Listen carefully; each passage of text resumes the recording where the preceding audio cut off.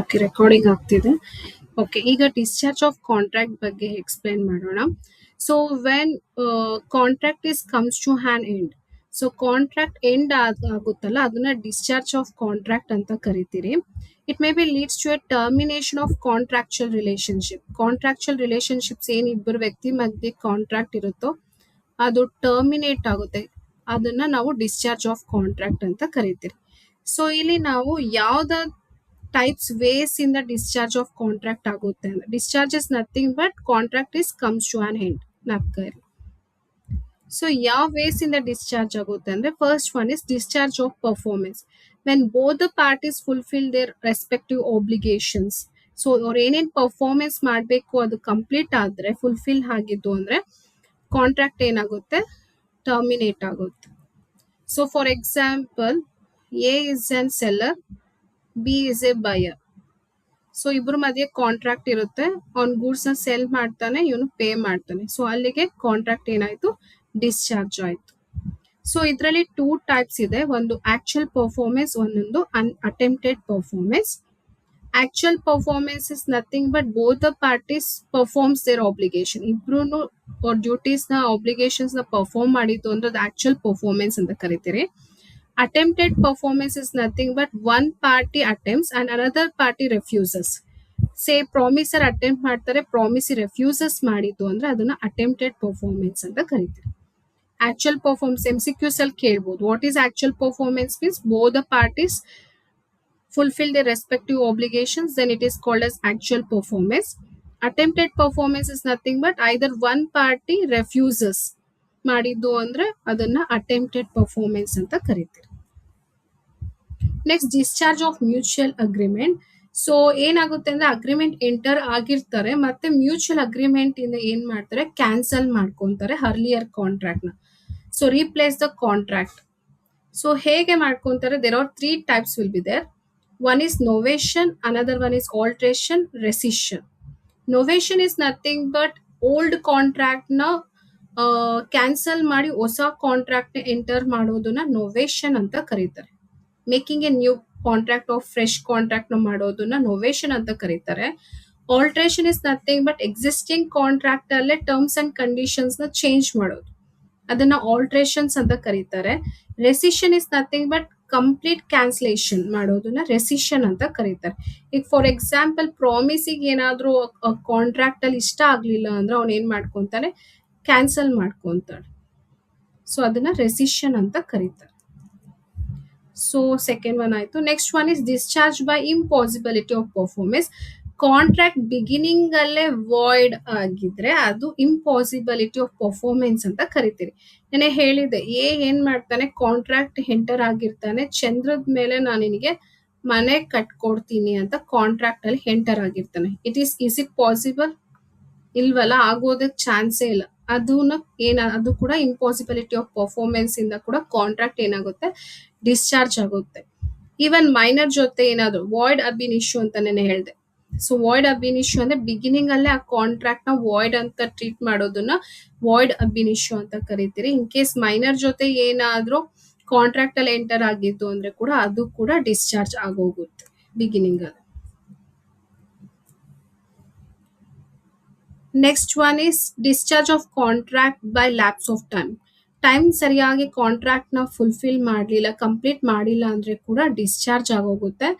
When promises fails to perform within a specified time or promisee fails to takes an action within a specified time. So time ಒಳಗಡೆ ಅದನ್ನ contract ನ complete ಮಾಡಲಿಲ್ಲ, lapse of time ಆಗಿದ್ದು ಅಂದ್ರೆ contract discharge ಆಗೋಗುತ್ತೆ. Next, discharge of contract by operation of law. In case any of the person, contract ಅಲ್ಲಿ any one person insolvent ಆಗಿರ್ಲಿ, death ಆಗಿರ್ಲಿ, ಅಟ್ ದ ಟೈಮ್ ಕಾಂಟ್ರಾಕ್ಟ್ ಏನಾಗುತ್ತೆ, discharge ಆಗೋಗುತ್ತೆ. Fourth point ma'am, fourth point time ಒಳಗಡೆನೆ contract ನ complete ಮಾಡ್ಬೇಕು ma'am. Contract 2019 ಅಂತ ಹಾಕಿದಿರಲ್ವಾ, ಅದು ಆಕ್ಚುಲಿ ಅದಾದ್ಮೇಲೆ ಎಕ್ಸಾಂಪಲ್ ನಾನು ಕೊಟ್ಟಿದ್ದು. ಎಕ್ಸಾಂಪಲ್, ಇವಾಗ ಫಾರ್ ಎಕ್ಸಾಂಪಲ್ ಸ್ಪೆಸಿಫೈಡ್ ಟೈಮ್ 2019 ಅಲ್ಲಿ ಕಂಪ್ಲೀಟ್ ಮಾಡಬೇಕಾಗಿತ್ತು, 2019 ಅಲ್ಲಿ ಕಂಪ್ಲೀಟ್ ಮಾಡಿಲ್ಲ. ಒಂದು ಓಕೆ ಓಕೆ. ಡೇಟ್ ಸುಮ್ಮನೆ ಹಾಕಿದ್ದೀನಿ ನಾನು ಅಷ್ಟೇ. ನಾನು ಅದು ಪ್ರಿಪೇರ್ ಆಗೋಗಿ 2019 ಅಲ್ಲಿ ಪ್ರಿಪೇರ್ ಆಗ್ತಾ ಇದ್ದಿದ್ದಲ್ವಾ, ಸೊ ಅದು ಬುಕ್ಕಲ್ಲಿ ಬರ್ಕೊಂಡಿದ್ದೆ ಅಷ್ಟೇ. ನೆಕ್ಸ್ಟ್ ಬಂದು ಓಕೆ ಇದಾಯ್ತು. Discharge by breach of contract. Breach is nothing but the contracts which is ಅನ್ಎನ್ಫೋರ್ಸ್ಡ್. ಅನ್ಎನ್ಫೋರ್ಸ್ಡ್ ಏನಾದರೂ ಆಗಿದ್ದು ಅಂದ್ರೆ ಅದನ್ನ ಬ್ರೀಚ್ ಅಂತ ಕರಿತೀರಿ. ಆರ್ ವೈಲೇಷನ್ ಹೇಳ್ಬೇಕು ಅಂದ್ರೆ ಕಾಂಟ್ರಾಕ್ಟ್ ಏನಾದರೂ ರೂಲ್ಸ್ ಅಂಡ್ ರೆಗ್ಯುಲೇಷನ್ಸ್ ವೈಲೇಟ್ ಮಾಡಿದ್ದು ಅಂದ್ರೆ ಸೊ ಬ್ರೀಚ್ ಆಫ್ ಕಾಂಟ್ರಾಕ್ಟ್ ಆಗುತ್ತೆ. ಇದರಲ್ಲಿ 2 ಟೈಪ್ಸ್ ಇದೆ, ಒಂದು ಆಕ್ಚುಯಲ್ ಬ್ರೀಚು ಮತ್ತೆ anticipatory breach. When contracts fail to perform obligations according to time and place. Time ಒಳಗಡೆ ಇಲ್ಲ ಅಂದ್ರೆ ಪ್ಲೇಸ್ ಒಳಗಡೆ ಏನಾದ್ರು ಕರೆಕ್ಟ್ ಆಗಿ ಮಾಡಿಲ್ಲ ಅಂದ್ರೆ ಅದನ್ನ ಆಕ್ಚುಯಲ್ ಬ್ರೀಚ್ ಅಂತ ಕರೀತಾರೆ. Same just related to discharge of contract by lapse of time ಹೇಗೋ ಅದೇ ತರನೇ ಆಕ್ಚುಯಲ್ ಬ್ರೀಚು. ಇಲ್ಲಿ ವಿತ್ ಇನ್ ಟೈಮ್ ಅಲ್ಲಿ ಏನಾದ್ರು ಕಂಪ್ಲೀಟ್ ಮಾಡಲಿಲ್ಲ ಅಂದ್ರೇನು ಅದನ್ನ ಆಕ್ಚುಯಲ್ ಬ್ರೀಚ್ ಅಂತ ಕರಿತೀರಿ. ಆಂಟಿಸಿಪೇಟರಿ ಬ್ರೀಚ್ ಅಂದ್ರೆ when the contractor is incapable to perform. ಅವ್ನು ಮಾಡಕ್ಕೆ ಇರಲ್ಲ, lack of willingness to perform the contract before the due date. So due date ಒಳಗಡೆ ಅವ್ನಿಗೆ ಮಾಡಕ್ ಇಂಟ್ರೆಸ್ಟೇ ಇರಲ್ಲ, ಲ್ಯಾಕ್ ಆಫ್ ವಿಲ್ಲಿಂಗ್ನೆಸ್ ತೋರಿಸಿದ್ದು ಅಂದ್ರೆ ಅದನ್ನ ಆಂಟಿಸಿಪೇಟರಿ ಬ್ರೀಚ್ ಆಫ್ ಕಾಂಟ್ರಾಕ್ಟ್ ಅಂತ ಕರಿತೀವಿ. ಫಾರ್ ಎಕ್ಸಾಂಪಲ್, ಎಕ್ಸ್ ಅನ್ನೋನು ಗೂಡ್ಸ್ ನ ಡೆಲಿವರಿ ಮಾಡಬೇಕಾಗಿತ್ತು ಬಿಫೋರ್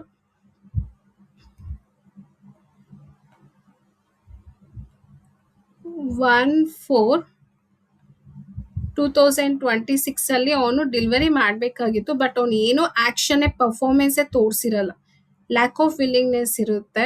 ಸೊ ಅದನ್ನ ಆಂಟಿಸಿಪೇಟರಿ ಬ್ರೀಚ್ ಅಂತ ಕರಿತೀವಿ.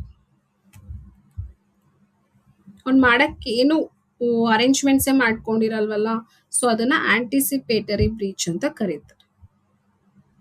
Next discharge of contract by remissions. ನಾನೇನೇ ಹೇಳಿದೆ, lesser fulfilment. So contract lesser fulfilment ಮಾಡಿರೋ ಕೆಲಸಕ್ಕಿಂತ ಲೆಸ್ಸರ್ ಫುಲ್ಫಿಲ್ಮೆಂಟ್ ಆದ್ರೆ ಅದನ್ನ ರೆಮಿಷನ್ ಅಂತ ಕರಿತೀವಿ. ಎಕ್ಸಾಂಪಲ್ ಏನೇ ಹೇಳಿದೆ, ಫಾರ್ ಎಕ್ಸಾಂಪಲ್ ಎ ಪರ್ಸನ್ 10,000ಗೆ ಗೂಡ್ಸ್ ವರ್ತ್ ಸೆಲ್ ಮಾಡಿರ್ತಾನೆ, ಬಟ್ ಬಿ 10,000 ಕೊಡಕ್ ಹೋಗಲ್ಲ. What he will do, he will give only 7,000 ನ ಪೇ ಮಾಡಿ ಬಿಲ್ಸ್ ನ ಸೆಟಲ್ ಮಾಡ್ಕೊಂತಾನೆ. ಅದನ್ನ ರೆಮಿಷನ್ ಅಂತ ಕರೀತಾರೆ. ಇಟ್ ಮೇ ಬಿ ಹೋಲ್ ಆಗಾದ್ರೂ ಅವನು ರೆಮಿಟ್ ಮಾಡ್ಬೋದು, ಇಲ್ಲಾಂದ್ರೆ ಪಾರ್ಟ್ ಆಗಾದ್ರೂ ರೆಮಿಟ್ ಮಾಡ್ಬೋದು. 10,000 ಅವನು ಕೊಡದೇ ಇರ್ಬೋದು, ಇಲ್ಲ ಅಂದ್ರೆ ಪಾರ್ಟ್ ಕೊಟ್ಟು ಅವನು ಏನ್ ಮಾಡ್ತಾನೆ ಕಾಂಟ್ರಾಕ್ಟ್ ನ ಕ್ಲೋಸ್ ಮಾಡ್ಬೋದು. ಅದನ್ನ discharge of contract by remission ಅಂತ ಕರೀತಾರೆ. Next discharge by non provisioning of facilities. So promisee agrees to offer reasonable facilities ಕೊಡ್ತೀನಿ ಅಂತ ಪ್ರಾಮಿಸರ್ಗೆ ಹೇಳಿರ್ತಾನೆ before entering in to the contract. But ಅವ್ನು ಯಾವುದೇ ಕಾರಣಕ್ಕೂ ಏನು ಪ್ರಾಮಿಸಿ ಫುಲ್ಫಿಲ್ ಮಾಡಲ್ಲ. ಸೊ ಆವಾಗ ಏನ್ ಮಾಡ್ತಾರೆ, ಪ್ರಾಮಿಸರ್ ಡಿಸ್ಚಾರ್ಜ್ ಮಾಡ್ತಾರೆ ಲಯಬಿಲಿಟೀಸ್ನ. ಸೊ ಅದನ್ನ discharge by non provisioning of facilities ಅಂತ ಕರೀತಾರೆ. ಫಾರ್ ಎಕ್ಸಾಂಪಲ್, ಲ್ಯಾಪ್ಟಾಪ್ ಜೊತೆ ನಿನಗೆ ಮೊಬೈಲ್ ಹೇಳ್ತೀನಿ ಎಕ್ಸಾಂಪಲ್, ಮೊಬೈಲ್ ಜೊತೆ ನಿನಗೆ ಹೆಡ್ಸೆಟ್ ಫ್ರೀ ಕೊಡ್ತೀನಿ, ಮತ್ತೆ ಬ್ಯಾಟ್ರಿ ಬ್ಯಾಕಪ್ ಕೊಡ್ತೀನಿ, ನೆಕ್ಸ್ಟ್ ಪವರ್ ಬ್ಯಾಂಕ್ ಕೊಡ್ತೀನಿ, ಅದರ್ ಫೆಸಿಲಿಟೀಸ್ ಎಲ್ಲ ಕೊಡ್ತೀನಿ ಅಂತ ಫಸ್ಟ್ ಕಾಂಟ್ರಾಕ್ಟ್ ಅಲ್ಲಿ ಎಂಟರ್ ಆಗೋದು, ಮತ್ತೆ ಏನು ಕೊಡೋದಿಲ್ಲ. ಓನ್ಲಿ ಬರೀ ಮೊಬೈಲ್ ಮಾತ್ರ ಕೊಡ್ತೀಯಾ, ಅದರ್ ಫೆಸಿಲಿಟೀಸ್ ಎಲ್ಲ ಕೊಡೋದಿಲ್ವಲ್ಲ. ಆವಾಗ ಪ್ರಾಮಿಸರ್ ಏನ್ ಮಾಡ್ತಾನೆ, ಅವನ ಮೇಲೆ ಕೇಸ್ ಇದಾಗ್ತಾನೆ, ಲಯಬಿಲಿಟಿ ಬೇಕು ನನಗಿದೆಲ್ಲಾನು ಅಂತ ಹೇಳಿ ಕೇಸ್ ಆಗ್ತಾನೆ. ಅದನ್ನ discharge by non provisioning of facilities ಅಂತ ಕರೀತಾರೆ. Next discharge of contract due to merger. ಇದನ್ನೇ ಹೇಳಿದೆ ಮರ್ಜರ್ ಬಗ್ಗೆ. ಇನ್ಫೀರಿಯರ್ ರೈಟ್ ನ ಸುಪೀರಿಯರ್ ರೈಟ್ ಗೆ ಮರ್ಜ್ ಆದಾಗ ಇನ್ಫೀರಿಯರ್ ರೈಟ್ ಏನಾಗುತ್ತೆ, ಡಿಸ್ಚಾರ್ಜ್ ಆಗುತ್ತೆ. ಫಾರ್ ಎಕ್ಸಾಂಪಲ್, ಟೆನೆಂಟ್ ಏನ್ ಮಾಡಿರ್ತಾನೆ, ಫಸ್ಟ್ ಟೆನೆಂಟ್ ಜೊತೆ ಅಗ್ರಿಮೆಂಟ್ ಮಾಡ್ಕೊಂಡಿರ್ತಾನೆ ಓನರು, ಮತ್ತೆ ಅದೇ ಮನೆನ ಟೆನೆಂಟ್ಗೆ ಮಾರ್ಬಿಟ್ಟಿರ್ತಾನೆ. ಸೊ ಇವಾಗ ಟೆನೆಂಟ್ ಏನಾಗ್ತಾನೆ, ಓನರ್ ಆಗ್ತಾನೆ. So inferior right to superior right ಆಗಿ ಕನ್ವರ್ಟ್ ಆದಾಗ ಇನ್ಫೀರಿಯರ್ ಕಾಂಟ್ರಾಕ್ಟ್ ಏನಾಗುತ್ತೆ, ಡಿಸ್ಚಾರ್ಜ್ ಆಗುತ್ತೆ. ಇದ್ರಲ್ಲಿ ಏನಾದ್ರು ಡೌಟ್ ಇದೆನಾ?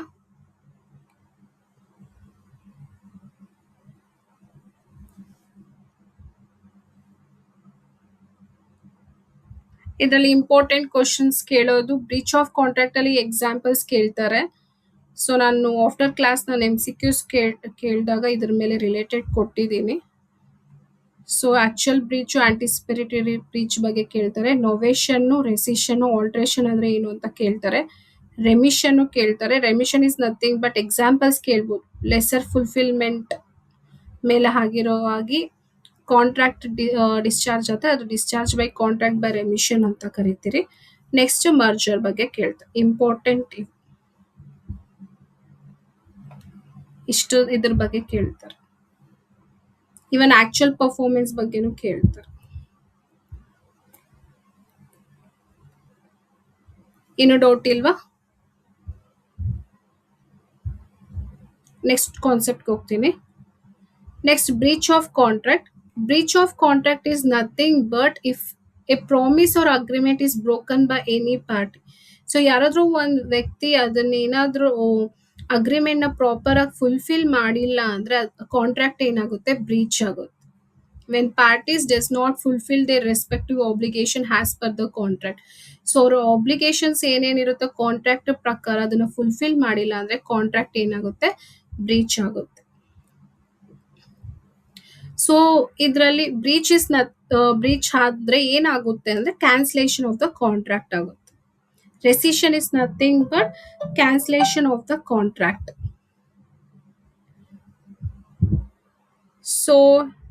ಸೊ ಇಲ್ಲಿ ಇನ್ ಕೇಸ್ ಕ್ಯಾನ್ಸಲೇಷನ್ ಆಗಿದ್ದು ಅಂದ್ರೆ must restore any benefits it got under shed agreement. So ಈಗ ಫಾರ್ ಎಕ್ಸಾಂಪಲ್ ಪ್ರಾಮಿಸಿ ಇರ್ತಾರೆ.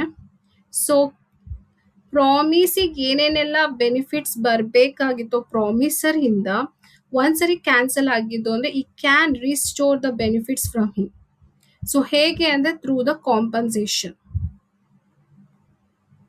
ಈಗ ಫಾರ್ ಎಕ್ಸಾಂಪಲ್ ಹೇಳ್ಬೇಕು ಅಂದ್ರೆ ಅವನೇನೋ ಒಂದು ಗೂಡ್ಸ್ ಏನೋ ಸೇಲ್ ಮಾಡ್ಬೇಕಾಗಿತ್ತು ಆದ್ರೆ ಮಾಡಿರಲ್ಲ. ಸೊ ಅದರಿಂದ ಇವನಿಗೆ ಬೆನಿಫಿಟ್ ಸಿಗ್ತಾ ಇರುತ್ತೆ. ಆ ಬೆನಿಫಿಟ್ ಸಿಗ್ಲಿಲ್ಲ ಅಂತಂದ್ರೆ ಜಸ್ಟ್ ಬಿಕಾಸ್ ಆಫ್ ಕ್ಯಾನ್ಸಲೇಷನ್ ಇಂದ ಬೆನಿಫಿಟ್ ಸಿಗ್ಲಿಲ್ಲ ಅಂದ್ರೆ ಸೊ ಪ್ರಾಮಿಸಿ ಏನ್ ಮಾಡ್ಬೋದು, he can claim compensation from the promisor. Promisor ಇಂದ ಏನ್ ಮಾಡ್ಬೋದು, ಕಾಂಪನ್ಸೇಷನ್ಸ್ ನ ಕ್ಲೈಮ್ ಮಾಡ್ಬೋದು. Rescission is nothing but cancellation of the contract. ಒಂದ್ಸರಿ ಕ್ಯಾನ್ಸಲೇಷನ್ ಆಗಿದ್ದು ಅಂದ್ರೆ ಈ can restore the damages from the promisor by receiving compensation. So ಏನೇನ್ ಡ್ಯಾಮೇಜಸ್ ಬರುತ್ತೆ ಅಂತ ಇದ್ರ ಮೇಲೆ ಕ್ವಶನ್ಸ್ ಕೇಳ್ತಾರೆ. There are various damages can be claim. ಯಾವ್ದಾದ್ರು ಅಂದ್ರೆ first one is ordinary damages. Ordinary damages is nothing but direct loss. If agreed party suffers direct loss ಏನಾದ್ರು suffer ಆಗಿದ್ದು ಅಂದ್ರೆ ಈ can claim the ordinary damage. For example ಏನು B ಇಬ್ರು ವ್ಯಕ್ತಿ ಇರ್ತಾರೆ ಅನ್ಕೊಳ್ಳಿ. ಸೊ ಅವನು ಅಡ್ವಾನ್ಸ್ ಕೊಟ್ಟಿರ್ತಾನೆ, ನನಗೆ ಗೋಲ್ಡ್ ಬೇಕು, ಒಂದು 10 ಗ್ರಾಮ್ಸ್ ಗೋಲ್ಡ್ ಬೇಕು ಅಂತ ಹೇಳಿರ್ತಾನೆ. ಸೊ ಡಿಸೆಂಬರ್ ಅಲ್ಲಿ ಹೇಳಿರ್ತಾನೆ ಅನ್ಕೊಳ್ಳಿ. ಡಿಸೆಂಬರ್ ಅಲ್ಲಿ ಅವನು ಆರ್ಡರ್ ಕೊಟ್ಟಿರ್ತಾನೆ, ನಂಗೆ 10 ಗ್ರಾಮ್ಸ್ ಗೋಲ್ಡ್ ಬೇಕು, ಬಿಫೋರ್ 20th ಆಫ್ ಡಿಸೆಂಬರ್ ಬೇಕು ಅಂತ ಹೇಳಿರ್ತಾನೆ ಅನ್ಕೊ. ಅಡ್ವಾನ್ಸ್ ಕೊಟ್ಟಿರ್ತಾನೆ ಬಟ್ ಈ ವಿಲ್ ನಾಟ್ ಬೈ ಇಟ್. ಅವ್ನು ಯಾವುದೇ ಕಾರಣಕ್ಕೂ ಏನು ಪರ್ಚೇಸ್ ಮಾಡಿರಲ್ಲ. ಸೊ ಮತ್ತೆ ಏನಾಗುತ್ತೆ, after 20th December gold prices ಜಾಸ್ತಿ ಆಗುತ್ತೆ. ಫಾರ್ ಎಕ್ಸಾಂಪಲ್ 10 ಗ್ರಾಮ್ಸ್ ಗೋಲ್ಡ್ ಅವಾಗ 3 lakhs ಇತ್ತು ಅನ್ಕೊಳ್ಳಿ. ಆಫ್ಟರ್ ಡಿಸೆಂಬರ್ 20th ಏನಾಯ್ತು ಅಂದ್ರೆ ಗೋಲ್ಡ್ ಪ್ರೈಸಸ್ ಜಾಸ್ತಿ ಆಗಿ ಈಗ 10 ಗ್ರಾಮ್ಸ್ ಅವ್ನು ತಗೋಬೇಕು ಅಂದ್ರೆ 3,50,000 rupees ಜಾಸ್ತಿ ಆಯ್ತು. So just because within time ಅಲ್ಲಿ ಅವನಿಗೆ ಗೋಲ್ಡ್ ಕೊಡದೇ ಇರೋದ್ರಿಂದ ನೆಕ್ಸ್ಟ್ ಅವ್ನು ಪರ್ಚೇಸ್ ಮಾಡಬೇಕು ಅಂದ್ರೆ 10 ಗ್ರಾಮ್ಸ್ ಗೋಲ್ಡ್ ನ ಪರ್ಚೇಸ್ ಮಾಡಬೇಕು ಅಂದ್ರೆ ಅವ್ನಿಗೆ ಎಕ್ಸ್ಟ್ರಾ ಡ್ಯಾಮೇಜ್ ಆಯ್ತು. ಎಷ್ಟು 50,000 ಡ್ಯಾಮೇಜ್ ಆಯ್ತಲ್ಲ. So has to pay the damage to the mister B. So ಅದನ್ನ ಆರ್ಡಿನರಿ ಡ್ಯಾಮೇಜ್ ಅಂತ ಕರೀತಾರೆ. ಆ 50,000 ಎಕ್ಸ್ಟ್ರಾ ಅವನು ಪೇ ಮಾಡಬೇಕಾಗುತ್ತೆ because of not fulfilling his obligation. Next special damage. In case any agreed party suffer special loss ನ ಏನಾದ್ರು suffer ಮಾಡಿದ್ದು ಅಂದ್ರೆ ಸೊ ಪ್ರಾಮಿಸರ್ ಏನ್ ಮಾಡ್ಬೇಕು, ಸ್ಪೆಷಲ್ ಡ್ಯಾಮೇಜ್ ನ ಪೇ ಮಾಡಬೇಕಾಗುತ್ತೆ. For example is supplier of raw materials. ಅವನೇನ್ ಮಾಡ್ತಾನೆ, ಅದನ್ನ ಪ್ರೊಸೆಸಿಂಗ್ ಮಾಡಿ ಪ್ರಾಮಿಸ್ ಏನ್ ಮಾಡ್ತಾ ಪ್ರೊಸೆಸಿಂಗ್ ಮಾಡಿ ಫಿನಿಶ್ ಗೂಡ್ಸ್ ಆಗಿ ಕನ್ವರ್ಟ್ ಮಾಡಿ ಇನ್ನೊಂದು ವ್ಯಕ್ತಿಗೆ ಮಾರಿರ್ತಾನೆ ಅನ್ಕೊ. ಸೊ ಇದರಿಂದ ಅವ್ನಿಗೆ ಏನ್ ಬರುತ್ತೆ, ಪ್ರಾಫಿಟ್ ಬರುತ್ತೆ.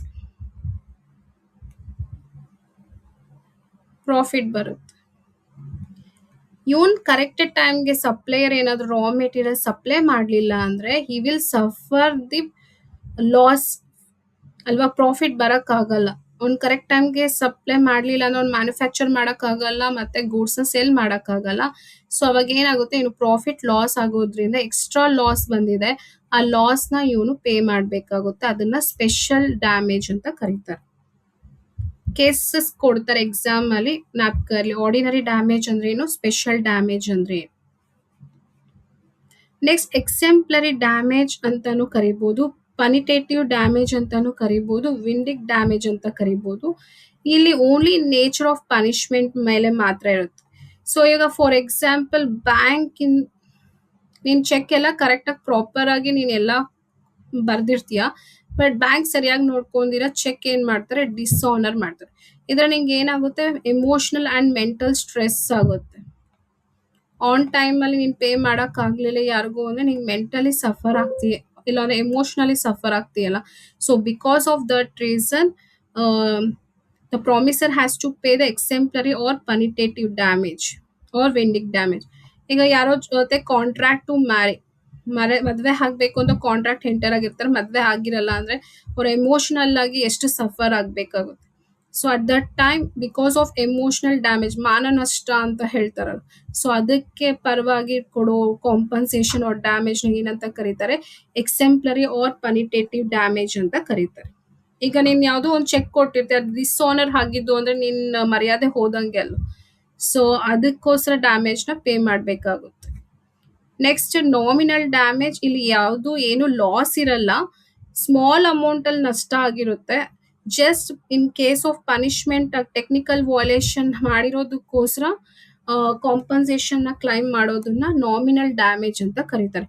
ಫಾರ್ ಎಕ್ಸಾಂಪಲ್ ಕಾರ್ ಸೇಲ್ ಮಾಡಬೇಕು ಅನ್ಕೊಂಡಿರ್ತಾನೆ, ಬಿ ಪರ್ಚೇಸ್ ಮಾಡಿರಲ್ಲ, ಬಟ್ ಇವನಿಗೆ ಅವ್ನ ಕಾರ್ಗೆ ಗ್ರೇಟರ್ ಡಿಮ್ಯಾಂಡ್ ಇರುತ್ತೆ ಬೇರೆಯವರಿಂದನೂ ಕೂಡ. Just because of technical violation ಮಾಡಿರೋದ್ರಿಂದ ಅವನು ಏನ್ ಮಾಡ್ತಾನೆ, ಡ್ಯಾಮೇಜ್ ನ ಕ್ಲೈಮ್ ಮಾಡ್ತಾನೆ, ಅದನ್ನ ನಾಮಿನಲ್ ಡ್ಯಾಮೇಜ್ ಅಂತ ಕರೀತಾರೆ. ಸೊ ಡ್ಯಾಮೇಜಸ್ ಬಗ್ಗೆ ಏನೋ ಡೌಟ್ ಇಲ್ಲ, ಇಂಪಾರ್ಟೆಂಟ್ ಇದು. Ordinary damage, special damage, exemplary damage, nominal damage. Examples ನಾಪ್ಕ ಇಟ್ಕೊಳ್ಳಿ. ಆರ್ಡಿನರಿ ಡ್ಯಾಮೇಜ್ ಅಲ್ಲಿ ಏನ್ ಡೈರೆಕ್ಟ್ ಲಾಸ್ ಏನಾದ್ರೂ ಆಗಿರ್ಲಿ ಆ ಡ್ಯಾಮೇಜ್ ಮಾತ್ರ ಕವರ್ ಮಾಡೋದನ್ನ ಆರ್ಡಿನರಿ ಡ್ಯಾಮೇಜ್ ಅಂತ ಕರೀತಾರೆ. ಸ್ಪೆಷಲ್ ಡ್ಯಾಮೇಜ್ ಅಲ್ಲಿ ಅಗ್ರೀವ್ ಪಾರ್ಟಿಗೆ ಸ್ಪೆಷಲ್ ಲಾಸ್ ಆಗಿದ್ರೆ ಕೊಡೋ ಕಾಂಪನ್ಸೇಷನ್ ಸ್ಪೆಷಲ್ ಡ್ಯಾಮೇಜ್ ಅಂತ ಕರೀತಾರೆ. ಜಸ್ಟ್ ಪನಿಷ್ಮೆಂಟ್ ಸೇಕ್ ಮೇಲೆ ಏನಾದ್ರೂ ಕೊಡೋದನ್ನ ಎಕ್ಸೆಂಪ್ಲರಿ ಆರ್ ಪನಿಟೇಟಿವ್ ಡ್ಯಾಮೇಜ್ ಅಂತ ಕೇಳ್ತಾರೆ. ಎಕ್ಸಾಂಪಲ್ ಬಂದು ನಾಪ್ಕಲ್ಲಿ ಡಿಸ್ಆನರ್ ಆಫ್ ಚೆಕ್ ಮತ್ತೆ contract to marry. Next nominal damages ಅಂದ್ರೆ ಜಸ್ಟ್ ಸ್ಮಾಲ್ ಲಾಸ್ ಆಗಿರುತ್ತೆ, ಅದನ್ನ ಟೆಕ್ನಿಕಲ್ ವಯೋಲೇಷನ್ ಮಾಡಿರೋದ್ರಿಂದ ಸೊ ಆ ಡ್ಯಾಮೇಜ್ ನ ಕವರ್ ಮಾಡೋದಕ್ಕೆ ನಾಮಿನಲ್ ಡ್ಯಾಮೇಜ್ ಅಂತ ಕರೀತಾರೆ. Nominal damage again ma'am. Ma'am nominal damage is nothing but ಏನು ಲಾಸ್ ಆಗಿರಲ್ಲ, but just because of technical. ಇವಾಗ ಫಾರ್ ಎಕ್ಸಾಂಪಲ್ ನಿನ್ ಹತ್ರ ಏನೋ ಒಂದು ಬುಕ್ ಏನೋ ಇರುತ್ತೆ ಅನ್ಕೊಳ್ಳಿ, ನಿನ್ ಫ್ರೆಂಡ್ ಹೇಳಿರ್ತಾರೆ ಬುಕ್ ತಗೊಂಬ ನಾನು ಹಿಂಗ್ 100 rupees ಕೊಡ್ತೀನಿ ಅಂತ, ನೀನ್ ತಗೊಂಬಂದ್ಬಿಟ್ಟಿರ್ತೀಯ.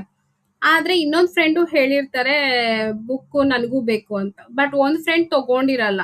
ಸೊ ಇನ್ನೊಂದ್ ಫ್ರೆಂಡ್ ಹಿಂಗ್ ತಗೊಂತಾಳೆ, ಏನು ಲಾಸ್ ಏನಿಲ್ಲ, ಬಟ್ ನೀನ್ ಆ ಫ್ರೆಂಡ್ ಹತ್ರ ಏನ್ ಮಾಡ್ತೀಯ, ನೀನ್ ನನ್ ಬುಕ್ ಹೇಳಿದ್ಯಾ ನನ್ಗೆ ಲಾಸ್ ಆಯ್ತು ಅಂತ ಹೇಳಿ ಏನ್ ಮಾಡ್ತೀಯ, 20 rupees ಎಕ್ಸ್ಟ್ರಾ ಇಸ್ಕೊಂತೀಯ.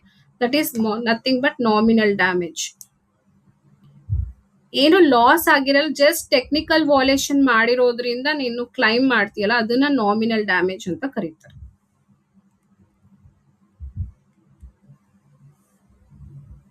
ಕ್ಲಾರಿಫೈ ಆಯ್ತಾ? Yes ma'am. ಓಕೆ.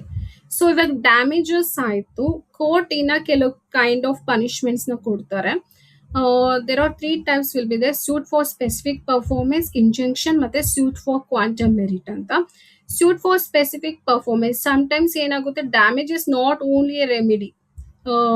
ಡ್ಯಾಮೇಜಸ್ ನ ಕೊಡೋದ್ರಿಂದ ಅದು ಪ್ರಾಪರ್ ಆಗಲ್ಲ ಸಮಟೈಮ್ಸ್ ಕೆಲವು ಕಾಂಟ್ರಾಕ್ಟ್ಸ್ಗೆ. ಸೊ ಅವಾಗ ಕೋರ್ಟ್ ಏನ್ ಇನ್ಸಿಸ್ಟ್ ಮಾಡ್ತಾರೆ, ಏನು ಕಾಂಟ್ರಾಕ್ಟ್ ಅಲ್ಲಿ ಇರುತ್ತೋ ಆ ಕಾಂಟ್ರಾಕ್ಟ್ ನ ಕಂಪ್ಲೀಟ್ ಮಾಡಬೇಕು ಅಂತ ಇನ್ಸಿಸ್ಟ್ ಮಾಡ್ತಾರೆ. ಅದನ್ನ ಸ್ಯೂಟ್ ಫಾರ್ ಸ್ಪೆಸಿಫಿಕ್ ಪರ್ಫಾರ್ಮೆನ್ಸ್ ಅಂತ ಕರೀತಾರೆ. Court may insist that parties carry out the agreement.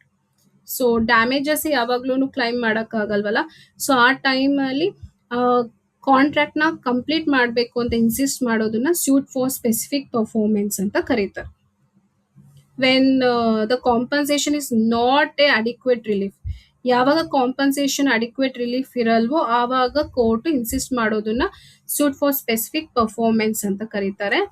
Injunction is nothing but it is on order of the court restraining A person for doing a particular act.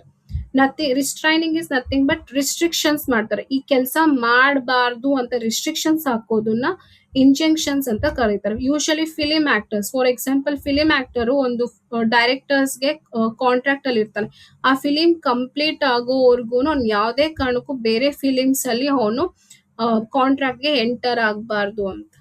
In case enter ಆಗಿದ್ದು ಅಂದ್ರೆ ಆ director film actor ಮೇಲೆ case ಹಾಕ್ತಾನೆ, ಅವಾಗ court will insist the injunction to that film actor. ಯಾವುದೇ ಕಾರಣಕ್ಕೂ ಅವನು ಯಾವುದೇ ಡೈರೆಕ್ಟ್ ಫಿಲಿಮ್ಸ್ ಜೊತೆ ಕಾಂಟ್ರಾಕ್ಟ್ ಮಾಡ್ಕೊಬಾರ್ದಾಗುತ್ತೆ. Restraining is nothing but restricting the person from not doing a particular act. No end. Next, suit for quantum merit is nothing but what one has earned. So ಏನ್ contract ಅಲ್ಲಿ ಅವನು fulfil ಮಾಡಿರ್ತಾನೋ ಅಷ್ಟಾದ್ರೂ ಅವನು receive ಮಾಡಬೇಕಾಗುತ್ತೆ. ಈಗ for example goods A ಮತ್ತೆ ಬಿಗೆ contract ಇರುತ್ತೆ, A goods ನ ಸಪ್ಲೈ ಮಾಡಿರ್ತಾನೆ, ಅವ್ನು ಅಗ್ರಿ ಮಾಡಿರೋದು 10 lakhs ವರ್ತ್ ಗೂಡ್ಸ್ ನ ಸಪ್ಲೈ ಮಾಡಬೇಕು ಅಂತ, ಬಟ್ ಅವನು 6 lakhs ವರ್ತ್ ಗೂಡ್ಸ್ ನ ಸಪ್ಲೈ ಮಾಡಿರ್ತಾನೆ. ಎಷ್ಟು ಸಪ್ಲೈ ಮಾಡಿದನೋ ಅಷ್ಟು ಸಪ್ಲೈಗೂ ಬಿ ಏನ್ ಮಾಡ್ಬೇಕಾಗುತ್ತೆ, ಪೇ ಮಾಡ್ಬೇಕಾಗುತ್ತೆ. That is what one has earn. ಎಷ್ಟು ಅವ್ನು ಮಾಡಿದನೋ ಅಷ್ಟು ಪೋರ್ಷನ್ ಆಫ್ ವರ್ಕ್ ಏನ್ ಮಾಡಿರ್ತಾನೋ ಅಷ್ಟು ವರ್ಕ್ಗೆ ಪೇ ಮಾಡಲೇಬೇಕಾಗುತ್ತೆ. ಅದನ್ನ ಸೂಟ್ ಫಾರ್ ಕ್ವಾಂಟಮ್ ಮೆರಿಟ್ ಅಂತ ಕರೀತಾರೆ. ಇನ್ ಕೇಸ್ ಒಂದು ಕಾಂಟ್ರಾಕ್ಟ್ ಬಿಲ್ಡಿಂಗ್ ಕನ್ಸ್ಟ್ರಕ್ಷನ್ ಕಾಂಟ್ರಾಕ್ಟ್ ಅಲ್ಲಿ ಇರ್ತಾನೆ, ಗ್ರೌಂಡ್ ಫ್ಲೋರ್ ಮಾತ್ರ ಕನ್ಸ್ಟ್ರಕ್ಟ್ ಮಾಡಿರ್ತಾನೆ, first floor second floor construct ಮಾಡಿರಲ್ಲ ಅನ್ಕೊಳ್ಳಿ, ಅಟ್ಲೀಸ್ಟ್ ಗ್ರೌಂಡ್ ವರ್ಕ್ ಕೆಲಸ ಮಾಡಿರೋದಕ್ಕೆ ಹೋದ್ರೆ ಅವನು ಕಾಂಟ್ರಾಕ್ಟಿ ಬಿ ಇಂದ ರಿಸೀವ್ ಮಾಡಲೇಬೇಕಾಗುತ್ತೆ. ಅದನ್ನ ಸೂಟ್ ಫಾರ್ ಕ್ವಾಂಟಮ್ ಮೆರಿಟ್ ಅಂತ ಕರೀತಾರೆ. ಇಷ್ಟು ಕಾನ್ಸೆಪ್ಟ್ಸ್ ಅರ್ಥ ಆಯ್ತಾ? ಸೊ ಬ್ರೀಚ್ ಆಗೋದಕ್ಕೆ ಏನೇನು, breach is nothing but recession of the contract ಆದ್ರೆ ಅದು ಕ್ಯಾನ್ಸಲೇಷನ್ ಆಗುತ್ತೆ. ಅದರಿಂದ ಏನೇ ಬೆನಿಫಿಟ್ಸ್ ಇರಲಿ ಅದನ್ನ ರೀಸ್ಟೋರ್ ಮಾಡೋದಕ್ಕೆ ಕಾಂಪನ್ಸೇಷನ್ ಇಸ್ಕೊಬೇಕಾಗುತ್ತೆ.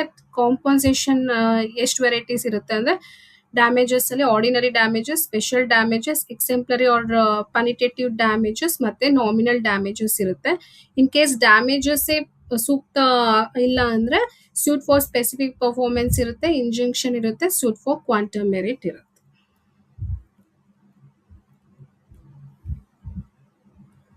ಇದ್ರಲ್ಲಿ ಏನು ಡೌಟ್ ಇಲ್ಲ ಅಂದ್ರೆ ನೆಕ್ಸ್ಟ್ ಕಾನ್ಸೆಪ್ಟ್ಗೆ ಹೋಗ್ತೀವಿ.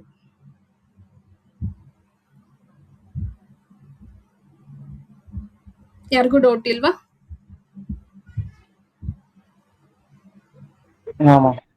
ಓಕೆ, ನೆಕ್ಸ್ಟ್ ಬಂದು ಕ್ವಾಸಿ ಕಾಂಟ್ರಾಕ್ಟ್. ಇದ್ರ ಮೇಲೇನು questions very important. Section 68 to 72 ಪ್ರಕಾರ ಬರುತ್ತೆ ನೋಡಿ. 68 to 72 ಇದೆ, ಯಾವ್ದಾದ್ರು ಅಂತ ಹೇಳ್ತೀನಿ.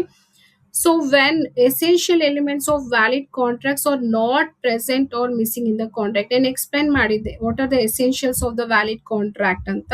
ಸೊ ಆ ಎಸೆನ್ಷಿಯಲ್ಸ್ ಆಫ್ ವ್ಯಾಲಿಡ್ ಕಾಂಟ್ರಾಕ್ಟ್ ಏನಾದ್ರೂ ಕೆಲವು ಪ್ರೆಸೆಂಟ್ ಆಗ್ಲಿಲ್ಲ, ಮಿಸ್ ಆಗಿದ್ದು ಅಂದ್ರೆ ಅದನ್ನ ಕ್ವಾಸಿ ಕಾಂಟ್ರಾಕ್ಟ್ ಅಂತ ಕರಿತೀರಿ.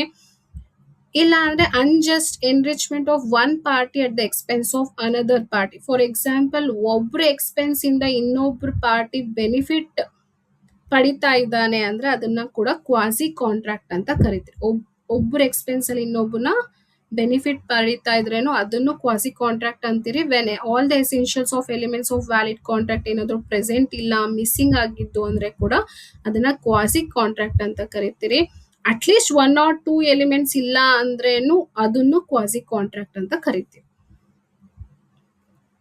ಈ ಕ್ವಶನ್ ಕೇಳ್ತಾರೆ. ಸೊ ಇಲ್ಲಿ ಸೆಕ್ಷನ್ 68 to 72 ಯಾವ್ದಾದ್ ಬರುತ್ತೆ ಅಂತ ನೋಡಿ. ಸೆಕ್ಷನ್ 68 ಏನಂದ್ರೆ person who is incompetent to contract is made liable. So ಯಾವ ಪರ್ಸನ್ ಇನ್ಕಾಂಪಿಟೆಂಟ್ ಇರ್ತಾನೋ ಕೆಲವು ಸರಿ ಅವನು ಏನ್ ಮಾಡ್ತಾನೆ ಲಯಬಲ್ ಆಗುತ್ತೆ ಅಂತ. ಫಾರ್ ಎಕ್ಸಾಂಪಲ್ ನಾನು ಹೇಳ್ದೆ minor is incompetent to the contract ಅಂತ ಹೇಳ್ದೆ ಅಲ್ವಾ. ಸೊ ಸಮ್ ಟೈಮ್ಸ್ ಮೈನರ್ ಇವಾಗ ಫಾರ್ ಎಕ್ಸಾಂಪಲ್ ಯಾವುದೋ ಮೆಡಿಕಲ್ ಎಮರ್ಜೆನ್ಸಿ ಇರುತ್ತೆ, ಅವನು ಏನ್ ಮಾಡ್ತಾನೆ ಒಂದು ಫಾರ್ಮಸಿ ಶಾಪ್ ಹೋಗಿ ಮೆಡಿಸನ್ ನ ಪರ್ಚೇಸ್ ಮಾಡಿರ್ತಾನೆ. ಸೊ ಮೈನರ್ ಪೇ ಮಾಡ್ಲೇಬೇಕಾಗುತ್ತೆ. ಅವ್ನ್ ಮೈನರು ಇನ್ಕಾಂಪಿಟೆಂಟು ಅಂತ ಹೇಳಕ್ ಆಗೋದಿಲ್ಲ. ಅವ್ನ್ ಮೆಡಿಕಲ್ ಎಮರ್ಜೆನ್ಸಿಯಿಂದ ಏನೋ ಒಂದು ಫಾರ್ಮಸಿ ಮೆಡಿಸನ್ಸ್ ಏನಾದ್ರು ತಗೊಂಡಿದ್ದಾನೆ, ಈಗ ಅವ್ನ್ ಪೇ ಮಾಡಕ್ಕಾಗ್ಲಿಲ್ಲ ಅಂದ್ರೆ ಫ್ಯೂಚರ್ ಅಲ್ಲಿ ಅವ್ನ್ ಲಯಬಲ್ ಆಗ್ಲೇಬೇಕಾಗುತ್ತೆ. ಸೊ ಅದು ಸೆಕ್ಷನ್ 68 ಅಲ್ಲಿ ಬರುತ್ತೆ. Next payment made by the interested person. So ಬಂದು ಯಾವ್ದ್ರಲ್ಲಿ ಬರುತ್ತೆ ಸೆಕ್ಷನ್ 69 ಅಲ್ಲಿ ಬರುತ್ತೆ. ಅದು ಕ್ವಾಸಿ ಕಾಂಟ್ರಾಕ್ಟ್ ಆಗುತ್ತೆ. ಫಾರ್ ಎಕ್ಸಾಂಪಲ್ ಸೊ ಟೆನೆಂಟು ಮತ್ತೆ ಓನರ್ ಅನ್ಕೊಳ್ಳಿ, ಓಕೆನಾ.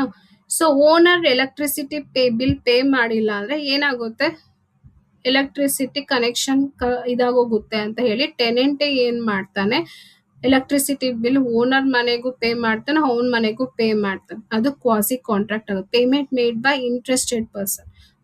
ಅವ್ನ್ ಆಗದೆ ಇದ್ರೇನು ಆ ಕಾಂಟ್ರಾಕ್ಟ್ ಅಲ್ಲಿ ಎಂಟರ್ ಆಗದೆ ಇದ್ರೆ ಕೂಡ ಅವ್ನ್ ಏನ್ ಮಾಡ್ತಾನೆ ಪೇ ಮಾಡ್ತಾನೆ. ಅದನ್ನ payment made by interested person ಅಂತ ಕರೀತಾರೆ. Next payment for non gratuitous act. Non gratuitous act is nothing but ಈಗ for example husband and wife relationship. Wife ಏನೇ ಹೋಗಿರ್ತಾಳೆ ಕಾಂಟ್ರಾಕ್ಟ್ ಅಲ್ಲಿ ಎಂಟರ್ ಆಗಿ ಪರ್ಚೇಸ್ ಮಾಡ್ಬಿಟ್ಟಿರ್ತಾಳೆ ಅನ್ಕೊಳ್ಳಿ, ಅವಾಗ ಹಸ್ಬೆಂಡ್ ಏನ್ ಮಾಡ್ಬೇಕು ಪೇ ಮಾಡ್ಬೇಕಾಗುತ್ತೆ. That is payment of non gratuitous act ಆಗುತ್ತೆ. Next finder of lost goods. So ಏನೇ ಗೂಡ್ಸ್ ಲಾಸ್ಟ್ ಇದ್ರ ಬಗ್ಗೆ ನಾನು ಮತ್ತೆ ಡಿಸ್ಕಸ್ ಮಾಡ್ತೀನಿ.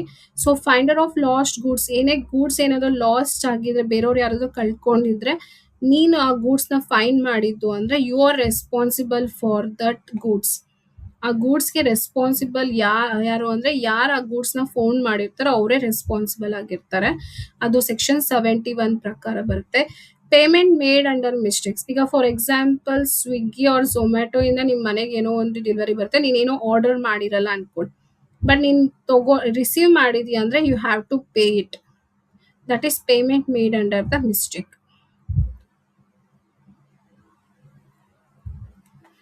ಸೊ ಕ್ವಾಸಿ ಕಾಂಟ್ರಾಕ್ಟ್ ಕ್ಯಾರೆಕ್ಟರಿಸ್ಟಿಕ್ಸ್ ನೋಡ್ಕೊಳ್ಳಿ. It is not a real contract, not based on offer acceptance. ಇಲ್ಲಿ ಎಲ್ಲೋ ಆಫರ್ ಅಂಡ್ ಅಕ್ಸೆಪ್ಟೆನ್ಸ್ ಇಲ್ವೇ ಇಲ್ಲ. ಇದು ಯಾವುದೇ ಕಾರಣಕ್ಕೂ ಫಾರ್ಮಲ್ ಅಗ್ರಿಮೆಂಟ್ ಆಗಿರಲ್ಲ. Right available against particular person. ಯಾರ್ ಪರ್ಟಿಕ್ಯುಲರ್ ಪರ್ಸನ್ ಇರ್ತಾನೋ ಅವನ ಮೇಲೆ ರೈಟ್ ಇರುತ್ತೆ. This are the features of the quasi contract. ಇದರಲ್ಲಿ ಜಾಸ್ತಿ ಕೇಳೋದು ಮ್ಯಾಕ್ಸೋ ಫಾಲೋಯಿಂಗ್ಸ್ ಅಲ್ಲಿ ಕೇಳ್ತಾರೆ. ಸೆಕ್ಷನ್ 68 ಯಾವುದು, ಸೆಕ್ಷನ್ 69 ಯಾವುದು, 70 ಯಾವುದು, 71 ಯಾವುದು, 72 ಯಾವುದು ಅಂತ ನಿಮ್ಗೆ ಮ್ಯಾಕ್ಸೋ ಫಾಲೋಯಿಂಗ್ ಅಲ್ಲಿ ಕೇಳ್ತಾರೆ.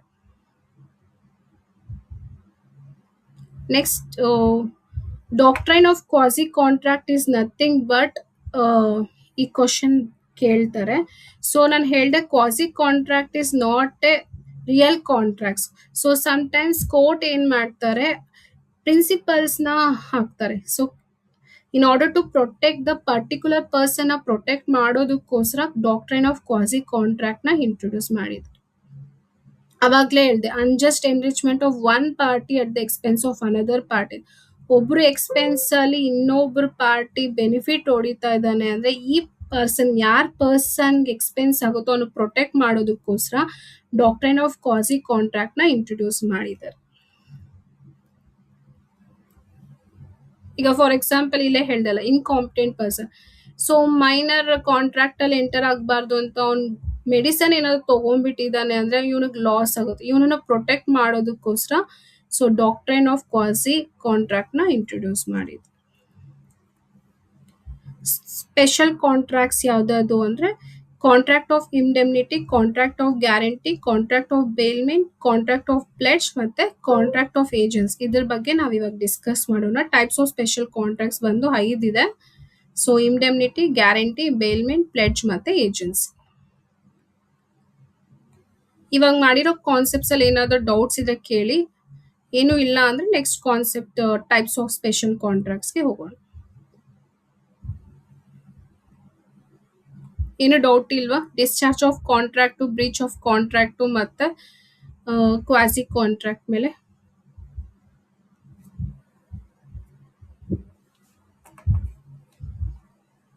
No. Okay,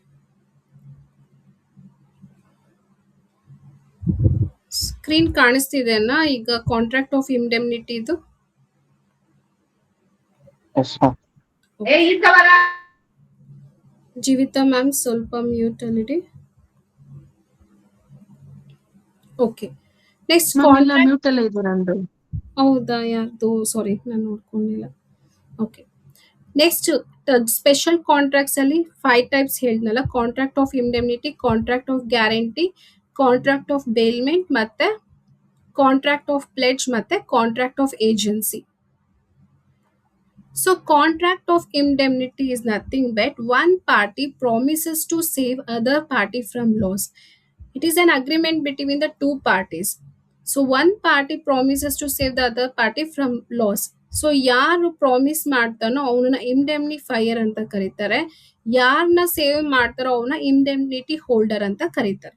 it's just like a insurance.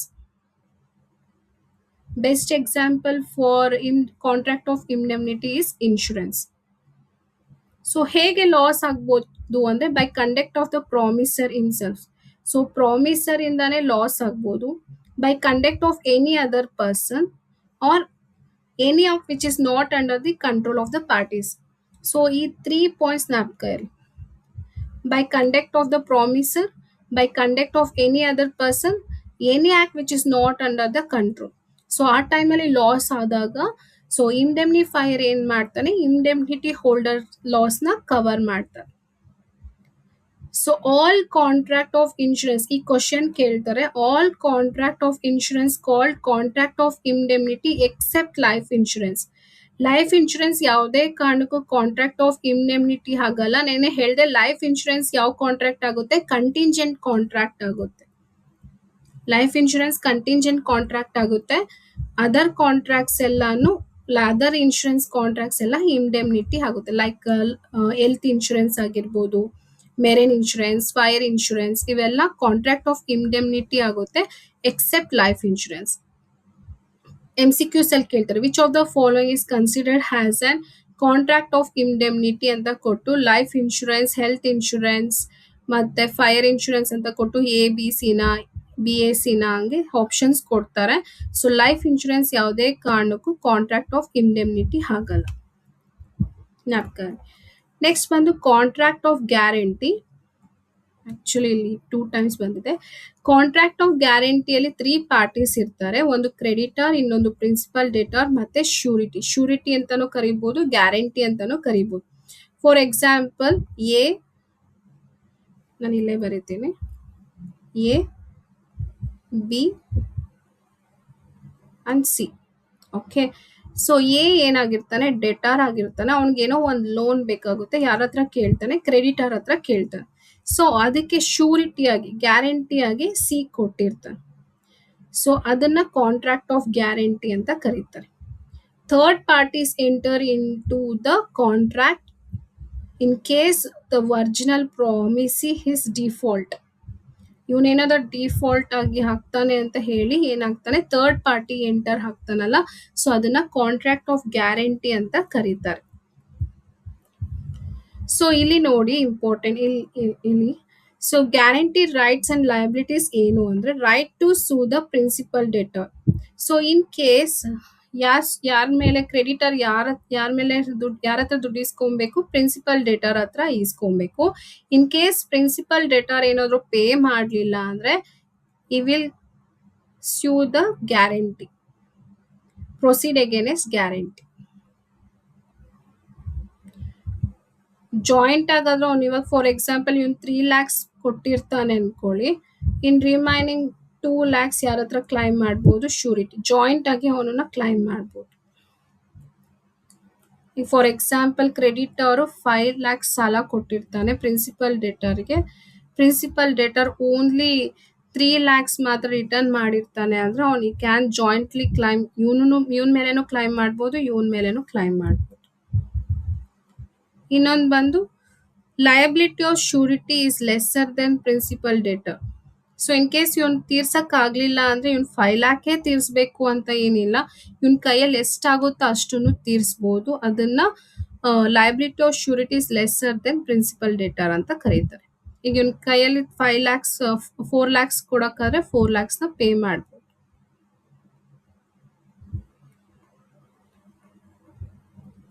ಇದೇನು ಅಷ್ಟು ಕೇಳಲ್ಲ. ಗ್ಯಾರಂಟಿಯಲ್ಲಿ ಎಷ್ಟು ಜನ ಕಾಂಟ್ರಾಕ್ಟ್ ಆಫ್ ಗ್ಯಾರಂಟಿಲಿ ಎಷ್ಟು ಪಾರ್ಟೀಸ್ ಇರ್ತಾರೆ ಅಂದ್ರೆ 3 parties ಇರ್ತಾರೆ ಅಂತ ಜ್ಞಾಪಕ ಇರಲಿ. Next contract of ಬೇಲ್ಮೆಂಟ್. It is refers to a transfer of possession or custody of one person to another person, not a ownership for a some specific purpose ಗೋಸ್ಕರ. So ಇಲ್ಲಿ 2 parties ಇರ್ತಾರೆ, ಬೇಲರು ಮತ್ತೆ ಬೇಲಿ. ಬೈಲರ್ ಏನ್ ಮಾಡ್ತಾನೆ, ಅವ್ನ ಗೂಡ್ಸ್ನ ಬೇಲಿಗೆ ಟ್ರಾನ್ಸ್ಫರ್ ಮಾಡ್ತಾನೆ, ಯಾವುದೇ ಕಾರಣಕ್ಕೂ ಓನರ್ಶಿಪ್ನ ಟ್ರಾನ್ಸ್ಫರ್ ಮಾಡೋದಿಲ್ಲ.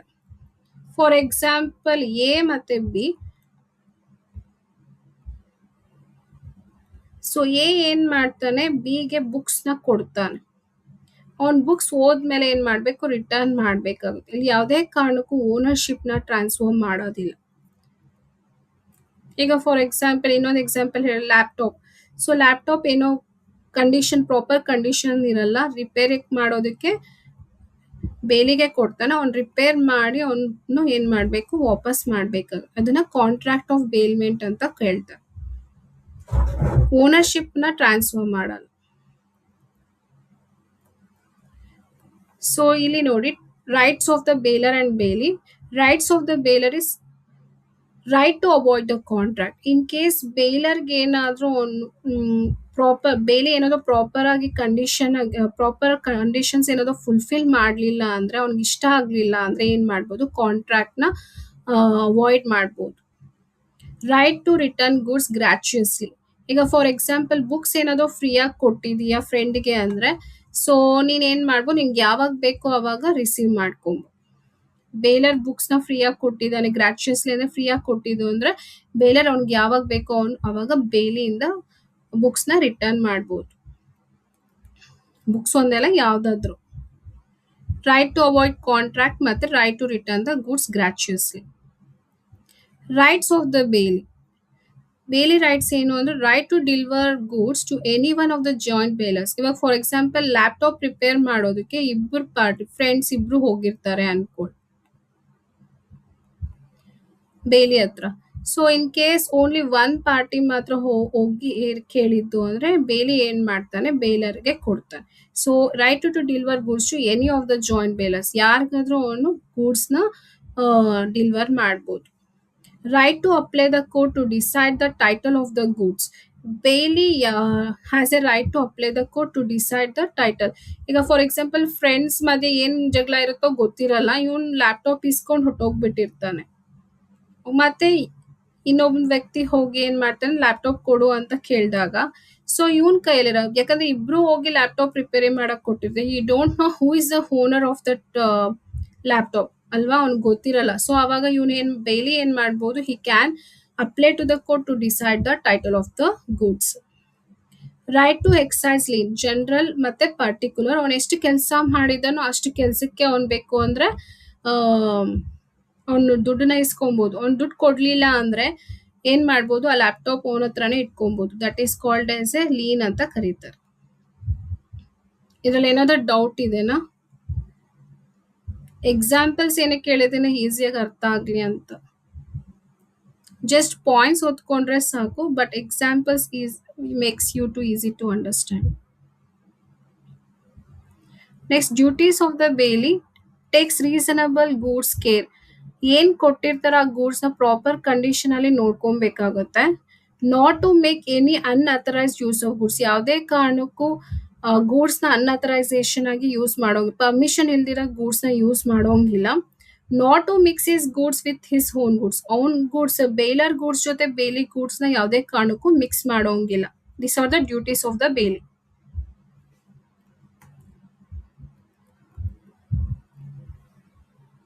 ಇದ್ರಲ್ಲಿ ಏನು ಡೌಟ್ ಇಲ್ವಾ?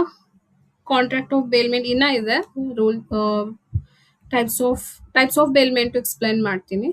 ಸೊ ಟೈಪ್ಸ್ ಆಫ್ ಬೇಲ್ಮೆಂಟ್ ಅಲ್ಲಿ 2 ಟೈಪ್ಸ್ ಇದೆ, on the basis of consideration ಮತ್ತೆ on the basis of benefit. On the basis of consideration ನಲ್ಲಿ 2 ಟೈಪ್ಸ್, ಗ್ರಾಚ್ಯುಯಸ್ ಮತ್ತೆ ನಾನ್ ಗ್ರಾಚ್ಯುಯಸ್. ಗ್ರಾಚ್ಯುಯಸ್ ಅಲ್ಲಿ ಯಾವುದೇ ಕಾರಣಕ್ಕೂ ಕನ್ಸಿಡರೇಷನ್ ಇರಲ್ಲ, ನಾನ್ ಗ್ರಾಚ್ಯುಯಸ್ ಅಲ್ಲಿ ಕನ್ಸಿಡರೇಷನ್ ಇರುತ್ತೆ. ಸೊ ಫಾರ್ ಎಕ್ಸಾಂಪಲ್ ಫ್ರೆಂಡ್ಸ್ ಮಧ್ಯೆ ಆಗೋ ಬೇಲ್ಮೆಂಟ್ಗೆ ಯಾವುದೇ ಕಾರಣಕ್ಕೂ ಕನ್ಸಿಡರೇಷನ್ ಇರಲ್ಲ. ಅದೇ ರೆಂಟಿಂಗ್ ಕಾರ್ ಏನಾದರೂ ಫ್ರೆಂಡ್ಸ್ಗೆ ನಾನು ಕೊಡ್ತೀನಿ, ಕಾರ್ ಕೊಡ್ತೀನಿ ಬಟ್ ರೆಂಟ್ಗೆ ಕೊಡ್ತೀನಿ ಅಂತಂದ್ರೆ ದಟ್ ಈಸ್ ನಾನ್ ಗ್ರಾಚ್ಯುಯಸ್ ಅಂತ ಹೇಳ್ಬೋದು. On the basis of benefit ಅಲ್ಲಿ ಬೇಲರ್ಗೆ ಮಾತ್ರ ಬೆನಿಫಿಟ್ ಆಗೋ ಇದಿರುತ್ತೆ, ಬೇಲಿಗೆ ಮಾತ್ರ ಬೆನಿಫಿಟ್ ಆಗೋದು, ಇಲ್ಲಾಂದ್ರೆ ಇಬ್ಬರಿಗೂ ಬೆನಿಫಿಟ್ ಆಗೋದು. That is the types of bailments. Next termination of bailment. ಯಾವಾಗ ಬೇಲ್ಮೆಂಟ್ ಕ್ಲೋಸ್ ಆಗುತ್ತೆ ಅಂದ್ರೆ ಟೈಮ್ ಲಿಮಿಟ್ ಆಗೋ ತಕ್ಷಣನೇ ಅದು ಕ್ಲೋಸ್ ಆಗುತ್ತೆ, ಇಲ್ಲ ಅಂದ್ರೆ ಪರ್ಪಸ್ ಏನಕ್ಕೋಸ್ಕರ ಇರುತ್ತೋ ಆ ಪರ್ಪಸ್ ಫುಲ್ಫಿಲ್ಡ್ ಆದ್ಮೇಲೆ ಬೇಲ್ಮೆಂಟ್ ಕ್ಲೋಸ್ ಆಗುತ್ತೆ. ಇನ್ ಕೇಸ್ ಬೇಲ್ಡ್ ಗೂಡ್ಸ್ ಏನಾದರೂ ಡೆಸ್ಟ್ರಾಯ್ ಆಗಿದ್ದು ಅಂದ್ರೆ ಆವಾಗ್ಲೂ ಬೇಲ್ಮೆಂಟ್ ಕ್ಲೋಸ್ ಆಗುತ್ತೆ. Death of one party, at least one party ಏನಾದರೂ ಡೆತ್ ಆಗಿದ್ದು ಅಂದ್ರೇನು ಬೇಲ್ಮೆಂಟ್ ಟರ್ಮಿನೇಟ್ ಆಗುತ್ತೆ. ಇನ್ ಕೇಸ್ ಬೇಲಿ ಏನಾದರೂ ಆ ಪ್ರಾಡಕ್ಟ್ ನ ಫುಲ್ ಇನ್ಕನ್ಸಿಸ್ಟೆಂಟ್ ಆಗಿ ಯೂಸ್ ಮಾಡಿದ್ರೆ ಕೂಡ ಆ ಬೇಲ್ಮೆಂಟ್ ಟರ್ಮಿನೇಟ್ ಆಗುತ್ತೆ. ಆಕ್ಚುಲಿ ಯೂಸ್ ಮಾಡೋಂಗಿಲ್ಲ, ಇನ್ ಕೇಸ್ ಯೂಸ್ ಮಾಡಿದ್ದು ಅಂದ್ರೆ ಟರ್ಮಿನೇಷನ್ ಆಗುತ್ತೆ. ಬೇಲ್ಮೆಂಟ್ ಇಂಪಾರ್ಟೆಂಟ್. ಇದ್ರಲ್ಲಿ ಏನಾದರೂ ಡೌಟ್ಸ್ ಇದ್ರೆ ಕೇಳಿ, ಇದರಲ್ಲಿ ಯಾವ ಕ್ವಶನ್ ಆದ್ರೂ ಕೇಳ್ಬೋದು.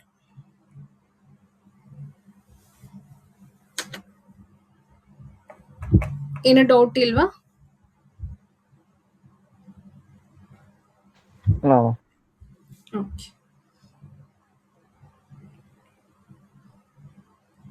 ನೆಕ್ಸ್ಟ್ ಪ್ಲೆಡ್ಜ್ ಯಾವ ಸೆಕ್ಷನ್ ಅಲ್ಲಿ ಬರುತ್ತೆ ಅಂದ್ರೆ section 172. It is also kind of bailment of goods. ಇದು ಜ್ಞಾಪಕ ಇರಲಿ, it is also kind of bailment, but ಇಲ್ಲಿ ಗೂಡ್ಸ್ ನ ಸೆಕ್ಯೂರಿಟಿ ಆಗಿ ಕೊಡ್ತೀರಿ. ಈಗ ಫಾರ್ ಎಕ್ಸಾಂಪಲ್ ಗೂಡ್ಸ್ ನ ಪ್ಲೆಡ್ಜ್ ಮಾಡ್ತೀರಿ in order to receive debt from the person. ಹಡ ಇಡೋದು ಅಂತ ಹೇಳ್ತಾರಲ್ಲ. ಸೊ ನಮ್ಗೆ ಏನೋ ಒಂದು ಸಾಲ ಬೇಕು ಅಂದ್ರೆ ನಮ್ ಜ್ಯುವೆಲರಿನೋ ನಮ್ಮ ಆಸ್ತಿನೋ ಹಡ ಇಟ್ಟು ನಾವು ಸಾಲ ಪಡಿತೀರಲ್ಲ, ಅದನ್ನ ಕಾಂಟ್ರಾಕ್ಟ್ ಆಫ್ ಪ್ಲೆಡ್ಜ್ ಅಂತ ಕರಿತೀವಿ. ಇಲ್ಲಿ ಗೂಡ್ಸ್ ನ ಕೊಡ್ತೀರಿ as a security for debt, so ಅದನ್ನ ಪ್ಲೆಡ್ಜ್ ಅಂತ ಕರಿತೀರಿ. There are 2 parties will involve, pledger ಮತ್ತೆ ಪ್ಲೆಡ್ಜಿ. ಪ್ಲೆಡ್ಜರ್ ನ ಪೌನರ್ ಅಂತಾನು ಕರೀತಾರೆ, ಪ್ಲೆಡ್ಜಿನ ಪಾನಿ ಅಂತಾನು ಕರೀತಾರೆ. ಪ್ಲೆಡ್ಜರ್ ಅಂದ್ರೆ ಯಾರು ಅಂದ್ರೆ the person who pledges the goods. Pledgee is the person with whom goods are deposited. ಯಾರ ಹತ್ರ ಗೂಡ್ಸ್ ಇಟ್ಟಿರ್ತಾರೋ ಅವನ್ನ ಪ್ಲೆಡ್ಜಿ ಅಂತ ಕರಿತೀರಿ, ಯಾರು ಪ್ಲೆಡ್ಜ್ ಮಾಡಿರ್ತಾರೋ ಅವನನ್ನ ಪ್ಲೆಡ್ಜರ್ ಅಂತ ಕರೀತಾರೆ. ಡಿಫ್ರೆನ್ಸಸ್ ನೋಡ್ಕೊಳ್ಳಿ ಬೇಲ್ಮೆಂಟ್ ಮತ್ತೆ ಪ್ಲೆಡ್ಜು. ಕನ್ಸಿಡರೇಷನ್ ಬಂದು ಬೇಲ್ಮೆಂಟ್ ಅಲ್ಲಿ ಫ್ರೀನೂ ಇರ್ಬೋದು, ಪೇಡು ಇರ್ಬೋದು, ಬಟ್ ಪ್ಲೆಡ್ಜ್ ಅಲ್ಲಿ ಕಂಪಲ್ಸರಿ ಕನ್ಸಿಡರೇಷನ್ ಇದ್ದೇ ಇರುತ್ತೆ. ಇಂಟ್ರೆಸ್ಟ್ ಪೇ ಮಾಡಲೇಬೇಕಾಗುತ್ತೆ. ಸಾಲ ತಗೊಂಡಿದ್ದೀರಿ ಅಂದ್ರೆ ನೀವೇನ್ ಪೇ ಮಾಡಬೇಕಾಗುತ್ತೆ, ಇಂಟ್ರೆಸ್ಟ್ ನ ಪೇ ಮಾಡಲೇಬೇಕಾಗುತ್ತೆ. Security for debt. ಇಲ್ಲಿ ಬೇಲ್ಮೆಂಟ್ ಯಾವುದೇ ಕಾರಣಕ್ಕೂ ಗೂಡ್ಸ್ ನ ಸೆಕ್ಯೂರಿಟಿ ಆಗಿ ಇಡಲ್ಲ, ಬಟ್ ಪ್ಲೆಡ್ಜ್ ಅಲ್ಲಿ ಸೆಕ್ಯೂರಿಟಿ ಆಗಿ ಇಟ್ಟಿರ್ತೀರಿ. ಬೇಲ್ಮೆಂಟ್ ಅಲ್ಲಿ ಯಾವುದೇ ಕಾರಣಕ್ಕೂ ಬೇಲಿಗೆ ರೈಟ್ ಟು ಸೆಲ್ ಇರಲ್ಲ. ಅವ್ನು ಜಸ್ಟ್ ಅವನು ರಿಪೇರ್ ಮಾಡ್ಬೋದು ಬುಕ್ಸ್. ಇವಾಗ ಫಾರ್ ಎಕ್ಸಾಂಪಲ್ ಫ್ರೆಂಡ್ಸ್ ಬುಕ್ ಕೊಟ್ಟಿರ್ತೀರಾ ಅಂದ್ರೆ ಅವ್ನು ಸೆಲ್ ಮಾಡೋಂಗಿಲ್ಲ, ಅವನು ಬುಕ್ಸ್ ಓದ್ಕೊಂಡು ರಿಟರ್ನ್ ಮಾಡಬೇಕಾಗುತ್ತೆ. No right to sell. But pledge ಅಲ್ಲಿ ಇನ್ ಕೇಸ್ ಅವ್ನು ಪ್ರಾಪರ್ ಡೆಟ್ ಕರೆಕ್ಟ್ ಟೈಮ್ಗೆ ರಿಪೇ ಮಾಡಲಿಲ್ಲ ಅಂದ್ರೆ ಸೊ ಪ್ಲೆಡ್ಜಿ ಏನ್ ಮಾಡ್ಬೋದು, ಸೆಲ್ ಮಾಡ್ಬೋದು ಪ್ರಾಪರ್ಟಿನ, ಜ್ಯುವೆಲರಿನ, ಬಟ್ ನೋಟಿಸ್ ಅಂತೂ ಕೊಡ್ಲೇಬೇಕು. As a limited right to sell but after giving the notice. ಇಲ್ಲಿ ಪೊಸಿಷನ್ ಅಂತ ಹೇಳಕ್ಕಿಂತ ಯೂಸ್ ಅಂತ ಹೇಳ್ಬೋದು, ಯೂಸ್. ಸೊ ಬೇಲ್ಮೆಂಟ್ ಅಲ್ಲಿ ಬೇಲಿ ಯೂಸ್ ಮಾಡ್ಬೋದು, ಪ್ರಾಡಕ್ಟ್ಸ್ ನ ಯೂಸ್ ಮಾಡ್ಬೋದು. ಈಗ ಫಾರ್ ಎಕ್ಸಾಂಪಲ್ ಲ್ಯಾಪ್ಟಾಪ್ ಕೊಟ್ಟಿರ್ತೀರಿ ರಿಪೇರಿಗೆ ಅಂದ್ರೆ ಅವ್ನು ಆಫ್ಟರ್ ರಿಪೇರ್ ಆದ್ಮೇಲೆ ಪ್ರಾಪರ್ ಕಂಡೀಷನ್ ಇಲ್ಲಿ ಇದೆನಾ ಇಲ್ವಾ ಅಂತ ನೋಡೋದಕ್ಕೆ ವರ್ಕ್ ಮಾಡ್ಬೋದು, ಯೂಸ್ ಮಾಡ್ಬೋದು. ಈಗ ಕಾರ್ ರಿಪೇರಿ ಕೊಟ್ಟಿರ್ತೀರಾ ಅನ್ಕೊಳ್ಳಿ, ಕಾರ್ ಎಲ್ಲ ರಿಪೇರಿ ಆದ್ಮೇಲೆ ಅವನ್ ಏನ್ ಮಾಡ್ತಾನೆ, ಟೆಸ್ಟ್ ಡ್ರೈವ್ ಮಾಡ್ತಾನೆ, ಸರಿಯಾಗಿದೆನಾ ಇಲ್ವಾ ಅಂತ ಚೆಕ್ ಮಾಡ್ತಾನೆ. ಯೂಸ್ ಮಾಡೋದು ಯಾವ್ದ್ರಲ್ಲಿ ಬರುತ್ತೆ, ಬೇಲ್ಮೆಂಟ್ ಅಲ್ಲಿ ಬರುತ್ತೆ. ಪ್ಲೆಡ್ಜ್ ಅಲ್ಲಿ ಯಾವುದೇ ಕಾರಣಕ್ಕೂ ಅವನು ಯೂಸ್ ಮಾಡೋಂಗಿಲ್ಲ. ಸೊ ಬೇಲ್ಮೆಂಟ್ ಮತ್ತೆ ಪ್ಲೆಡ್ಜ್ಗೆ ಡಿಫ್ರೆನ್ಸಸ್ ಸ್ವಲ್ಪ ನಾಪ್ಕರ್. Next last topic contract of agency. Contract of agency ಅಂದ್ರೆ ಸೊ ಏಜೆಂಟು ಮತ್ತೆ ಪ್ರಿನ್ಸಿಪಲ್ ಪರವಾಗಿ ಏಜೆಂಟ್ ಥರ್ಡ್ ಪಾರ್ಟಿಯಲ್ಲಿ ಜೊತೆ ಕಾಂಟ್ರಾಕ್ಟ್ಗೆ ಎಂಟರ್ ಆಗೋದನ್ನ ಕಾಂಟ್ರಾಕ್ಟ್ ಆಫ್ ಏಜೆನ್ಸಿ ಅಂತ ಕರಿತೀವಿ. Instead of principal, agent will enter in to the contracts with the third party ಜೊತೆ ಕಾಂಟ್ರಾಕ್ಟ್ ಅಲ್ಲಿ ಎಂಟರ್ ಆಗೋದನ್ನ ಕಾಂಟ್ರಾಕ್ಟ್ ಆಫ್ ಏಜೆನ್ಸಿ ಅಂತ ಕರೀತಾರೆ. ಇಮೇಜ್ ನೋಡ್ಕೊಳ್ಳಿ, principal agent third part on behalf of principal agent enter in to the contract. So sections ನೋಡ್ಕೊಳ್ಳಿ, 182 ಅಲ್ಲಿ agent principal ಅಂದ್ರೆ ಯಾರು? Person who represent the principal, person who is represent as an agent. 183 is who can employ the agent. ಯಾರು ಏಜೆಂಟ್ ನ employ ಮಾಡಬಹುದು ಅಂದ್ರೆ any competent person agent ನ ಅಪಾಯಿಂಟ್ ಮಾಡಬಹುದು.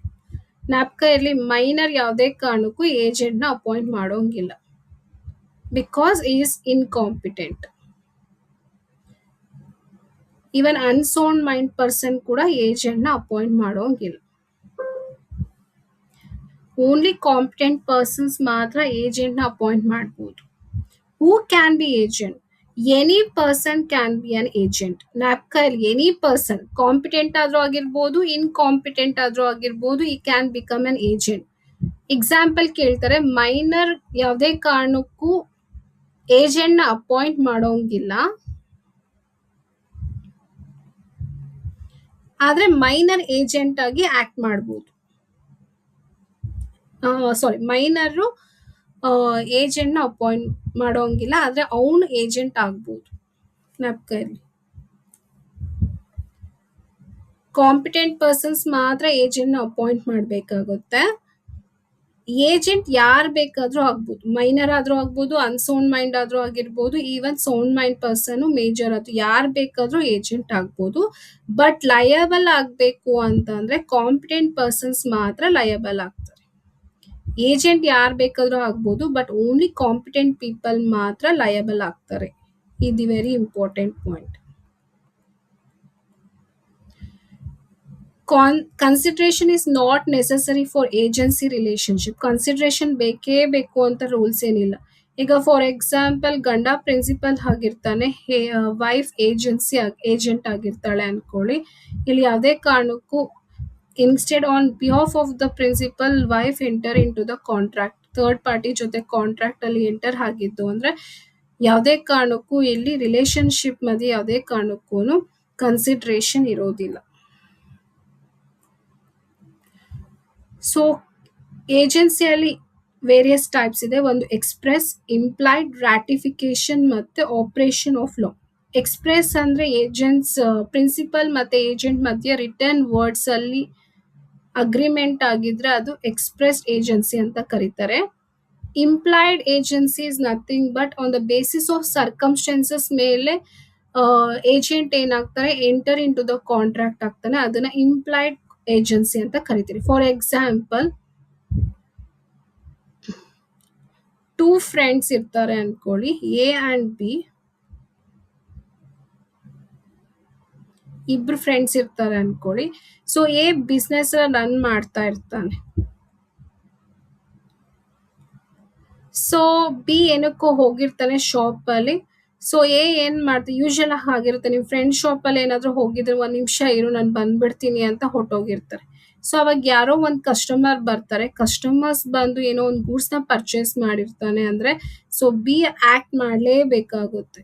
On behalf of his friend ಏನ್ ಮಾಡಿರ್ತಾನೆ, ಎ ಏನು ಹೇಳಿರಲ್ಲ, ಬಟ್ ಬಿ ಏನ್ ಮಾಡ್ತಾನೆ, ಫ್ರೆಂಡ್ಗೋಸ್ಕರ ಯಾರ ಜೊತೆನೋ ಕಸ್ಟಮರ್ಸ್ಗೆ ಗೂಡ್ಸ್ ನ ಸೇಲ್ ಮಾಡ್ಲೇಬೇಕಾಗುತ್ತೆ. ಅದನ್ನ ಇಂಪ್ಲೈಡ್ ಏಜೆನ್ಸಿ ಅಂತ ಕರೀತಾರೆ. Next, by ratification, same implied ತರನೇ ಇರುತ್ತೆ, ಬಟ್ ಇಲ್ಲಿ ಸಮ್ ರಿಲೇಶನ್ಶಿಪ್ ಇರುತ್ತೆ, ಬಾಸ್ ಮತ್ತೆ manager. So boss is a principal, manager is an agent. So boss ಪರವಾಗಿ ಮ್ಯಾನೇಜರ್ ಯಾವುದೋ ಥರ್ಡ್ ಪಾರ್ಟಿ ಜೊತೆ ಕಾಂಟ್ರಾಕ್ಟ್ ಅಲ್ಲಿ on behalf of principal absent ಆಗಿದ್ರೆ ಸೊ ಅವ್ನ ಮ್ಯಾನೇಜರ್ ಏನ್ ಮಾಡ್ತಾನೆ, ಥರ್ಡ್ ಪಾರ್ಟ್ ಅದು ಬೇಕೇ ಬೇಕಾಗುತ್ತೆ. ಇನ್ ಕೇಸ್ ಅವ್ನು ಎಂಟರ್ ಆಗ್ಲಿಲ್ಲ ಅಂದ್ರೆ ಅವ್ನ ಬಾಸ್ಗೆ ಲಾಸ್ ಆಗುತ್ತೆ. ಸೊ ಹಂಗಾಗಿ ಮ್ಯಾನೇಜರ್ ಏನ್ ಮಾಡ್ತಾನೆ, ಕಾಂಟ್ರಾಕ್ಟ್ಗೆ ಎಂಟರ್ ಆಗ್ತಾನೆ. Later boss will approve that contract. So ಅದನ್ನ contract of agency by ratification ಅಂತ ಕರೀತಾರೆ. Next by operation of law, example partnership firm.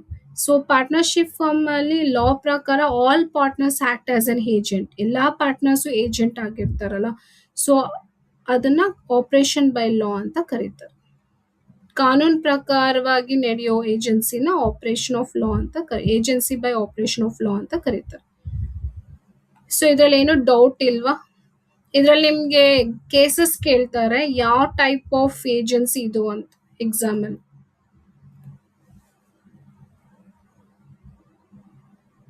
ಇದ್ರಲ್ಲಿ ಸೆಕ್ಷನ್ಸ್ ಜ್ಞಾಪಕ ಇರ್ಲಿ, ಯಾವ ಸೆಕ್ಷನ್ ಯಾವ್ದಕ್ ರಿಲೇಟೆಡ್ ಅಂತ. ಇದ್ರಲ್ಲಿ ಇಂಪಾರ್ಟೆಂಟ್ ಕೇಳೋದು who can be an agent and who can employ an agent. Very important. ಯಾರು ಏಜೆಂಟ್ ಆಗಿರ್ಬೋದು, ಯಾರು ಏಜೆಂಟ್ ಎಂಪ್ಲಾಯ್ ಮಾಡ್ಬೋದು ಅಂತ ಕ್ವಶನ್ ಕೇಳ್ಬೋದು.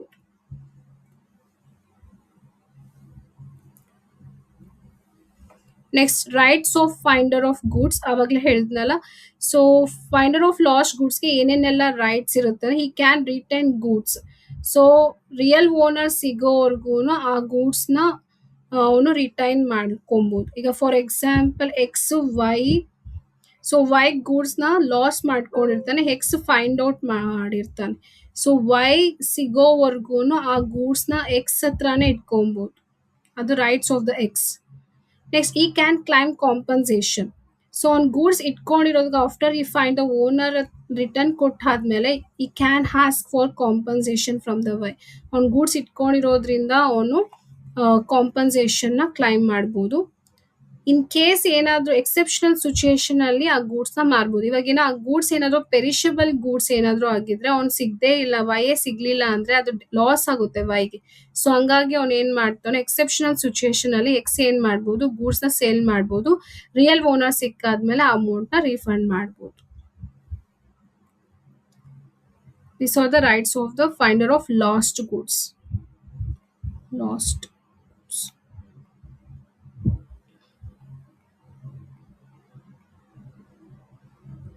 ಏನು ಡೌಟ್ ಇಲ್ವಾ?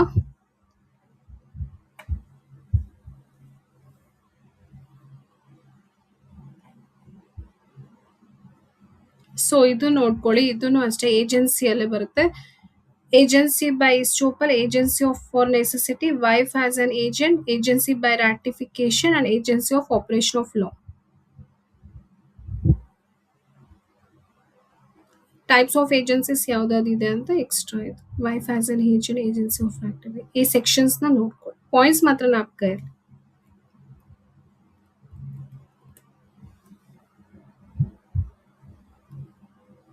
ಏನಾದರೂ ಡೌಟ್ ಇದ್ರೆ ಕೇಳಿ, ಇಲ್ಲಾಂದ್ರೆ ಕ್ಲಾಸ್ನ ವೈಂಡ್ ಅಪ್ ಮಾಡ್ತೀವಿ.